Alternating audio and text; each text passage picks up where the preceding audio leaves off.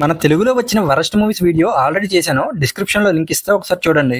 అలాగే మన తెలుగులో కాకుండా అదర్ లాంగ్వేజ్ లో వచ్చిన వరస్ట్ మూవీస్ ఏంటో ఈ వీడియోలో చూద్దాం. Hello all, welcome to my channel nomadic cinema. Number 5 joker part 2. Part 1 చాలా పెద్ద హిట్ అయింది, కానీ సెకండ్ పార్ట్ మాత్రం రీసెంట్ గా DC నుంచి వచ్చిన మూవీస్ లో వరస్ట్ మూవీ అయింది. సోది ఎక్కువ పెట్టి మన పేషెన్స్ ని టెస్ట్ చేశారు. Number 4 Singham again. Rohit Shetty mass director కదా అని మరీ క్రింజ్ మూవీస్ తీస్తే రిజల్ట్ సింగం అగైన్ లా తయారైతుంది. మూవీలో ఎంతమంది స్టార్స్ ఉన్నా అతిపెద్ద స్టార్ స్టోరీ అంటూ ఒకటి ఉండాలిగా, అది లేకుండా స్టార్స్ ని పెట్టి ఆడియన్స్ కి స్టార్స్ ని చూపించారు. నెంబర్ 3 బడే మియాన్ చోటా మియాన్. బాలీవుడ్ నుంచే వచ్చిన మరో కళాఖండం ఇది. మామూలు రాడ్ కాదు, కంకర్ రాడ్. మళ్ళీ ఇద్దరు స్టార్స్ ని పెట్టి ఆడియన్స్ కి మరోసారి చుక్కలు చూపించారు బాలీవుడ్ వాళ్ళు. అక్షయ్ కుమార్ గారు అయితే ఎవ్రీ ఇయర్ ఆడియన్స్ మీద రెవెంజ్ తీర్చుకుంటూనే ఉన్నారు, అద్భుతమైన కళాఖండాలు తీస్తూ. Number 2 Indian 2. శంకర్ గారి మూవీస్ అంటే టాప్ రేంజ్ లో ఉండేవి, కానీ ఆయన ఈ మధ్య ఫామ్ కోల్పోయి నాసిరకం సినిమాలు తీస్తున్నారు.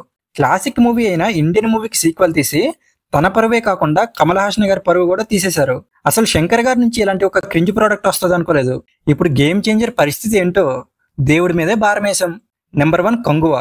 ఈ మూవీ థియేటర్ లో చూస్తున్నప్పుడు కర్ణబేరి కంపించిపోయింది. ఒకటే సౌండ్ పొల్యూషన్. ఆ అరుపులకి ఇంకో గంట కూర్చుంటే చెవులోంచి బ్లడ్ వచ్చేదేమో. సూర్య గారిని ఏం చెప్పి ఒప్పించాడో గానీ డైరెక్టర్ శివ ఒక అద్భుతమైన కళాఖండాన్ని తీసి కన్నీళ్లు తెప్పించారు సూర్య గారికి, అలాగే ఆడియన్స్ కి. ఇంకో అద్భుతమైన కళాఖండం ఉంది, వరస్ట్కే వరస్ట్ మూవీ అది.